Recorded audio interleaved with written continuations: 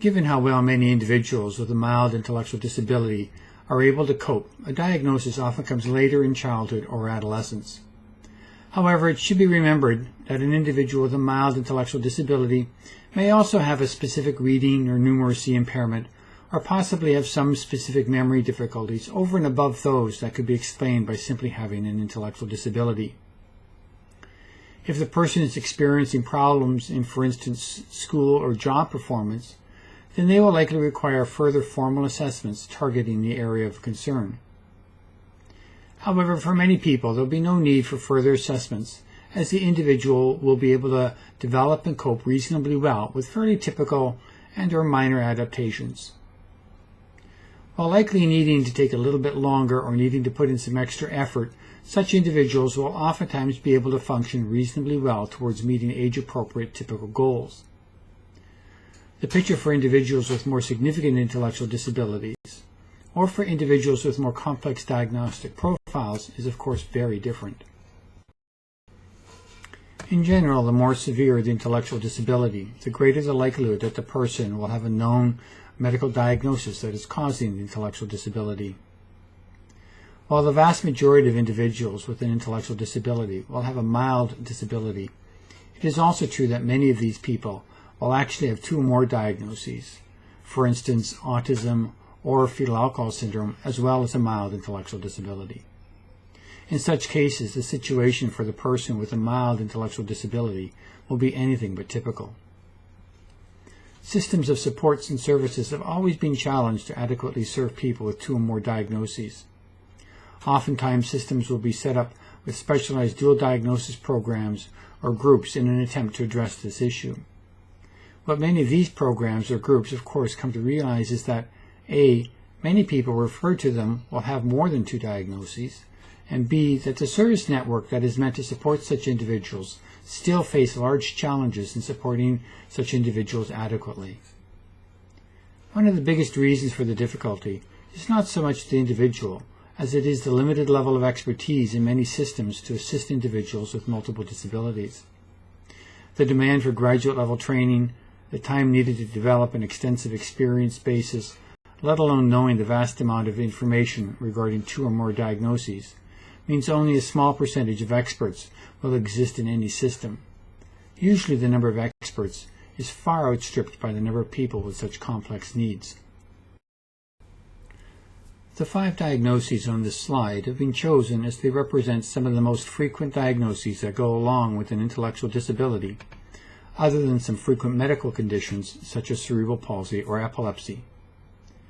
These 5 diagnoses also have particular cognitive and/or behavioral characteristics that interact with an intellectual disability. The addition of even a single extra diagnosis to a diagnosis of an intellectual disability makes the situation much more complex than either diagnosis by itself. Anyone working in the field of intellectual disability will frequently run into individuals with more complex diagnostic profiles. It is thus very important when learning about intellectual disability to gain an understanding of what will in reality be a fairly common but complex situation. It is important to understand each diagnosis separately, as well as how they can interact with each other. However, we must also be careful not to get too caught up in what can be a fruitless discussion of whether a particular behavior is being caused by one diagnosis or another. While this may occasionally be useful, more often than not, it is A, of little value, and B, almost impossible to know. Also, we must never lose sight of the fact that whoever we are talking about is a whole person. Arguing over the nuances of diagnostic effect is a fast way to depersonalize the individual. It is a hard reality, but once you have one diagnosis, for instance intellectual disability, autism, Down syndrome, etc., you are more likely to also have other diagnoses compared to expected population rates. This is why, of course, if you work with people who have an intellectual disability, you will run into so many people with 2 or more diagnoses. This is also true for mental health disorders such as anxiety, depression, or other common mental health concerns. While it is possible for an individual to be born with 2 or more diagnoses, it is also quite possible for the person to acquire other diagnoses over time. A number of mental health disorders, for instance, have a much greater likelihood of occurring first during later adolescence or early adulthood than during childhood. Other problems could also arise due to injury or trauma that could occur at any time. Being able to accurately diagnose a new problem is oftentimes complicated by the fact that the person with an intellectual disability may have great difficulty accurately reporting symptoms in a typical manner. Using typical complex language to discuss internalized, self-reflective conditions such as, where does it hurt? What does it feel like? Tell me what makes you feel anxious, or when was the last time you felt angry, may easily be beyond the person's cognitive and language capacities. Parents and caregivers oftentimes need to play the role of accurate observer and recorder of behavioral symptoms, and accurate personal historian to assist in making the correct diagnosis. It is possible that in service agencies providing more intensive or specialized services that all of their clients actually have multiple diagnoses. The need to balance the basic care and support needs of an individual, as well as specialized behavioral, educational, mental health, medical, sensory, and or neurological interventions and treatments is a very complex task. Imagine doing this as a single parent of a child with two or more of the diagnoses already mentioned, as two parents who must work to financially support the family, as parents who are also caring for one or more of their extended family members. How much training and support to caregivers and family members is needed to achieve and maintain reasonable goals of health and safety, as well as lifestyle for the individual with the disabilities, as well as all the individuals he or she lives with? How realistic is it to think that parents once trained can do it all on their own? How much training and support to school staff is needed to achieve the goals specified in the student's individual education plan, as well as maintain the overall educational and classroom management in a typical or special education classroom for all other students? If a child or adult with an intellectual disability, and for instance autism, develops significant psychiatric problems requiring hospitalization, how much training and support to the nursing and healthcare staff is needed to adequately treat this individual while maintaining the integrity of the hospital ward program for all the other patients? This in no way is meant to single out individuals with intellectual disabilities as being the problem. Rather, these scenarios represent common challenges that parents, service agencies, and funding sources must address. These scenarios highlight the complexity of dealing with a child or adult with multiple diagnoses. We have answered the question of what an intellectual disability is. An intellectual disability is defined by an IQ assessment falling 2 or more standard deviations below the norm, that is a standard score of approximately 70 or below, significant problems in one or more general areas of adaptive behavior, and that this is all found during the developmental period as opposed to an onset during adulthood. Clinical judgment is required to properly interpret what is often a complex presentation of strengths and weaknesses. The developmental period criteria is essential to differentiate between what we typically think of as a developmental disability compared to a range of adult disorders or diagnoses that may in fact lead to formal assessment scores that are indistinguishable from those defined by an intellectual disability. While we can all see that in either case the individual is likely to need support and/or intervention services, it is, however, usually quite easy to see that services must be delivered differently in these scenarios. It is true that the vast majority of individuals with an intellectual disability will be diagnosed as having a mild intellectual disability. As long as this is their only diagnosis, many individuals will be able to live relatively independent lives. However, even for people with mild intellectual disabilities, the occurrence of a second diagnosis can mean significant and serious problems. We will spend the next section of the presentation discussing the 5 diagnoses of autism, brain injury, Down syndrome, fetal spectrum disorder, and Fragile X that commonly are associated with an intellectual disability. We will only give a brief overview of autism or any of the other diagnoses, as each requires its own full presentation. The purpose here is to introduce them in order to discuss how they interact with an intellectual disability. Autism is defined by 4 criteria. The first 2 are a qualitative impairment in social interaction and a qualitative impairment in communication.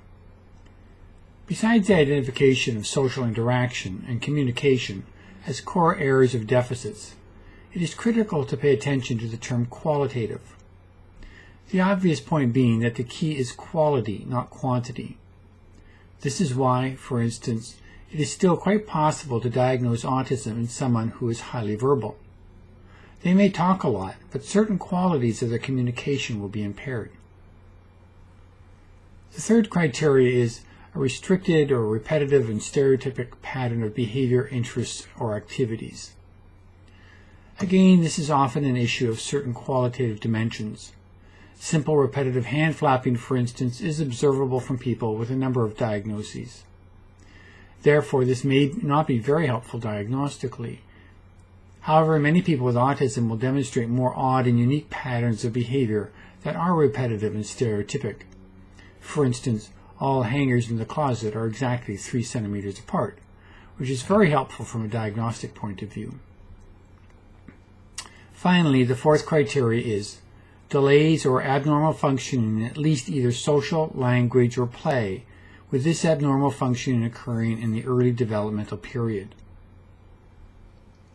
There is a qualifying statement that these symptoms are not better accounted for by Rett syndrome or childhood disintegrative disorder, which indicates that while the behavior may be observed, each of these other conditions will essentially trump a diagnosis of autism. They are actually a better explanation of the observed behaviors. Just as an aside, this need to make what is called a differential diagnosis, that is it autism, Rett syndrome, or childhood disintegrative disorder, is a large part of what makes a truly full and accurate diagnostic process more time-consuming and complex than it would appear from the outside, making a differential diagnosis at the heart of most diagnostic work.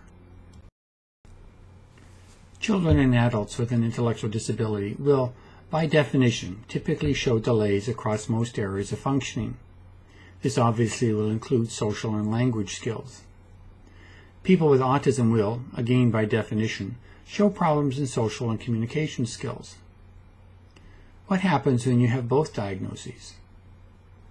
One variation is that the child or adult, while showing global delays in all areas, will show particularly severe delays in social and communication skills, beyond what would be expected given their other skill sets. For instance, the person's abilities in the areas of practical skills, daily and personal living skills, may only be mildly below normal. However, their social and communication skills may be assessed as being very significantly impaired. On the other hand, the person may show relatively similar levels of delay in all areas, but will show qualitatively odd delays in social and communication skills. This person might, for instance, have assessment scores all around the second standard deviation below the norm. However, the person is noted to always stand slightly to the left of anyone they talk to, and frequently when talking make reference to their favorite sports team, even though such references rarely assist the conversation. As these descriptions suggest, having an intellectual disability and autism may appear as an additive effect. The reality is the effect is often more severe and difficult and complex than might be assumed. The effect of having both diagnoses is often more exponential in complexity than additive. While the number of ways in which we can end up injuring our brains is almost endless, the mechanisms by which the actual effect occurs tend to fall into one of 3 categories. The first mechanism is restriction of oxygen flow to the brain. This can be partial or hypoxic, or it can be complete, which is called anoxia. How long either condition lasts largely determines the amount of injury. The second is pressure to the brain. Brain cells are very sensitive to physical pressure changes. Such pressure can be applied from the outside, for instance getting hit in the head by a baseball, or from the inside by disorders such as hydrocephalus. Toxins are the third common mechanism. These can be ingested in some way, for instance lead poisoning, or from the internal fluids getting into the wrong places. Blood in the wrong place in our brain can be quite toxic. A measurable drop in overall intellectual functioning is one of the most significant signs of severe diffuse brain injury. Often, even with relatively severe injuries, a person's IQ will not likely drop below 70. A brain injury will be the causal agent of an intellectual disability if the injury causes the child's IQ score to drop below 70 and the child shows significant impairments in adaptive behavior. A brain injury may also be co-occurring if, for instance, the person already had an intellectual disability and then sustained a brain injury. Significant brain injuries will almost always leave the person with a relatively uneven profile of capacities. Even for children and adolescents who have suffered severe brain injuries, they may be left with some brain functions and structures that are relatively normal. This is why in large part the person will demonstrate such an uneven profile. For children or adults who have an intellectual disability and then sustain a brain injury, it is very difficult to predict how the injury will affect the person. This is partly due to the fact that injuries can occur anywhere in the brain. However, depending on the person's existing brain structure and functioning prior to the injury, it is possible that even relatively minor injuries may have very significant effects. Given that brain injuries can occur in any area of the brain and any combination of areas may be affected, it is of little use to know that someone has sustained a brain injury without knowing much more detail regarding what sites of the brain have been affected and how badly. A dual diagnosis of an intellectual disability and brain injury will typically leave the person with a highly individualized profile of strengths and weaknesses that will vary widely across individuals. This may make it difficult for family members to find support groups and services for their family member that are a good fit. For service providers or professionals, unless they have worked with a wide variety of individuals with brain injuries, they will have limited understanding of all the way these two disorders can interact with each other. Also, the time when a person sustains an injury has an effect on the long-term outcomes. Older children and adolescents who sustain a brain injury may be more likely to have retained areas of competence than a younger child with similar injuries. Simply put, for the older children, they had that many more years of typical development before the disruption in development caused by the brain injury. On the other hand, young children will potentially have most of their developmental period disrupted by the effects of the brain injury. The combination of an intellectual disability and a brain injury is one of the most complex combinations to deal with. Down syndrome was first described by John Langdon Down, a British physician, in 1866. It is the most common chromosomal cause of an intellectual disability. The average IQ for individuals with Down syndrome is around 50. It has been one of the leading causes of severe intellectual disability in developed countries. There is a maternal age effect, meaning that Down syndrome rates increase for older pregnant women. All Down syndrome cases are due to a duplication in whole or in part of chromosome 21. The vast majority of cases, about 95%, are the classic trisomy 21, meaning that there are 3 instead of 2 pairs of chromosome 21. Mosaic and translocation Down syndrome make up the remainder of the cases and are much more frequently associated with milder intellectual disability. Due to our long-standing knowledge of Down syndrome and being able to identify what in research terms would be called pure samples of people with Down syndrome, it is likely the most researched syndrome associated with an intellectual disability. Particularly as people with Down syndrome are living longer, there has been a growing interest in studying older individuals due to their unique neurological maturation, leading so many individuals with Down syndrome to show many neurological signs similar to Alzheimer's, yet not always showing obvious signs of deterioration. Down syndrome introduces the fact that for quite a number of diagnoses associated with an intellectual disability, that physical health conditions comprise a whole set of other potential diagnoses that must be addressed when discussing intellectual disabilities. We have discussed causal factors of intellectual disability, for instance brain injury or Down syndrome, as well as co-occurring conditions that interact with the basic intellectual and adaptive behavior features of an intellectual disability, for instance autism. As you can see, Down syndrome also introduces the potential for physical and sensory diagnoses as potential further impairments for someone with an intellectual disability.